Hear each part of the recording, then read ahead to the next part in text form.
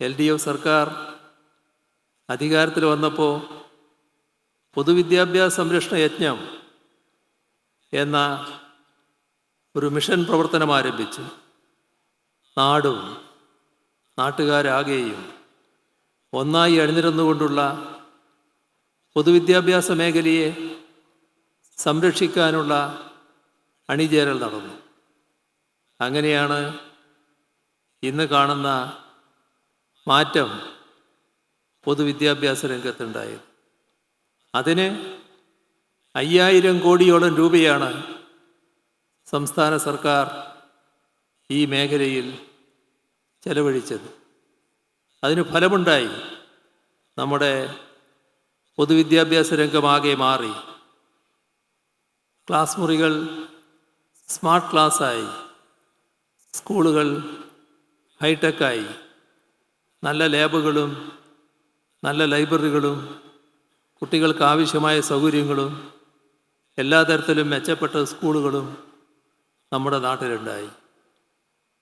5 ലക്ഷം കുട്ടികൾ ഒഴിഞ്ഞുപോയ സ്ഥാനത്ത് നാം കണ്ടു 10 ലക്ഷം കുട്ടികൾ പുതുതായി പൊതുവിദ്യാഭ്യാസ സ്ഥാപനങ്ങളിലേക്ക് വന്നു ചേരുന്നത്. ഇപ്പോൾ കേരളം ഇന്ത്യ രാജ്യത്ത് പൊതുവിദ്യാഭ്യാസ രംഗത്ത് എല്ലാ സംസ്ഥാനങ്ങളുടെയും മുന്നിൽ നിൽക്കുകയാണ് എന്ന് നമ്മളല്ല പറയുന്നത്. ഇന്ത്യ ഗവൺമെൻറ്റിൻ്റെ നീതി ആയോഗ് അത്തരം വിലയിരുത്തൽ നടത്തുകയാണ്. ഒരു വർഷം യാദൃശ്ചികമായല്ല, തുടർച്ചയായി കേരളമാണ് മുന്നിൽ എന്നവർ പറഞ്ഞുകൊണ്ടേയിരിക്കുന്നു. ഇവിടെയാണ് നാം ഒരു കാര്യം ചിന്തിക്കേണ്ടത്. 2016 LDF അല്ല അധികാരത്തിൽ വന്നതെങ്കിൽ ഈ ഒരവസ്ഥ ഉണ്ടാകുമായിരുന്നോ? UDF തന്നെ അധികാരത്തിൽ തുടർന്നിരുന്നുവെന്ന് സങ്കല്പിക്കുക.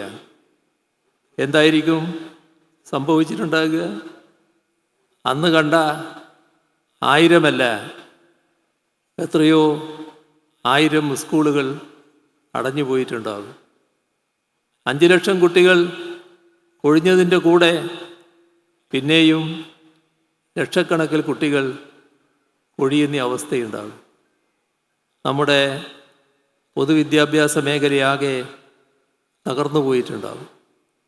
അതിന് മാറ്റമുണ്ടായത് പൊതുവിദ്യാഭ്യാസ മേഖലയെ സംരക്ഷിക്കാനായത് LDF അധികാരത്തിൽ വന്നതുകൊണ്ടും 2021 LDFന് ജനങ്ങൾ തുടർഭരണം സമ്മാനിച്ചതിൻ്റെയും ഭാഗമായി ഈ കഴിഞ്ഞ 9 വർഷക്കാലവും LDF അധികാരത്തിലിരുന്നതിൻ്റെ ഭാഗമായി തന്നെയാണ്.